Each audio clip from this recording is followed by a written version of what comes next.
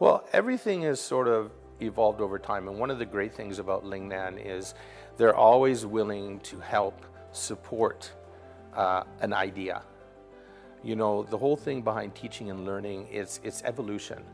And especially since technology has really radically changed the education landscape, if you don't constantly look at, test, evaluate, and determine which aspects of technology, if any, are going to be relevant or to help my students learn, this is the most important thing that educators have to do.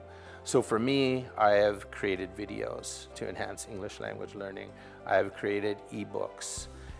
We created online English exercises through ICOSA, the Intercollaborative University project that ran for 4 years.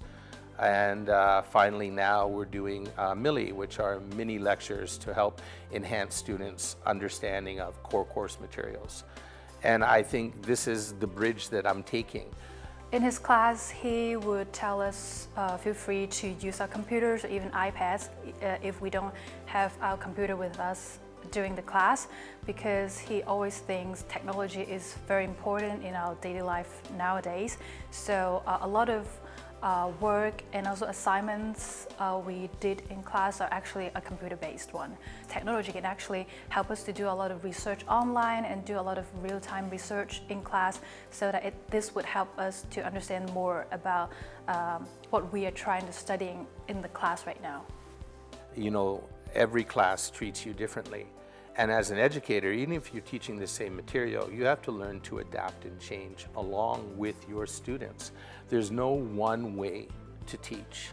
You have to assess, analyze, and determine what is the best way to connect to this audience. You may be teaching the same material, but how you deliver it, how you connect your topic or your message to your audience is very important, and that constantly has to evolve and change depending on their makeup. I mean, we have different students with different language levels, different learning attitudes. Time of day can also affect, you know, their attention span. So engaging them and making sure they're involved in the learning process is one way. One of the main differences between Mark's class and anyone else's class is that he's trying to make it more personal. He's trying to learn about students' hobbies, what their interests are, and he's trying to connect it to materials that we're learning in class, so he can make it more entertaining and more easy to learn. So by the end of the semester, we all got this special bond between each other. Most of the students loving their experience, and they like to communicate with him and with other students. Also, I bring in humor. I find that humor and even personalizing my lessons by telling a lot of my personal life, my struggles, my experiences with things, students can identify better with it. And I try to adjust the material so it's on their level. I'm not speaking over them, I'm not speaking under them, but I'm trying to personalize it so they can connect to it. And then they can identify it and then apply it in their own lives. So using their own personal experiences, they could actually take that lesson, they could take that learning objective and then place it in their own life, personalize it, and then explain it in their own words, on their own terms. And for me, you know, that's what outcomes learning is all about. He's always a very funny teacher, while compared to other teachers, he can always try to get all the students laugh in his class instead of being just very quiet, very passive in learning, because he will always encourage us, and he always thinks that class shouldn't be that boring. He's always had a very friendly, very affable relationship with his students. He likes to bring enjoyment and fun into his class, and it creates an extremely positive learning environment, which I think is great to have as a teacher. You know, if students love coming to your classes and enjoy learning with you, they are going to learn.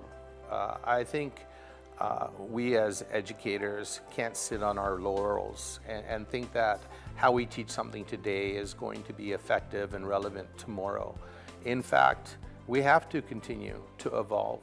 We have to continue to look inwards at ourselves, at our materials, how we are delivering those materials, how those messages are being received. You have to bring more students into the learning process and the teaching process. You have to make them learning partners. I mean, at the end of the day, you want these students to go out into the real world and know that what we have taught them, what they have learned, is not only going to be relevant in their academic life, but also well after they graduate from university. So by taking an active role and thinking critically about how you are teaching and how students are learning, you can all be excellent teachers. There's no secret formula. It just takes time and the willingness to change.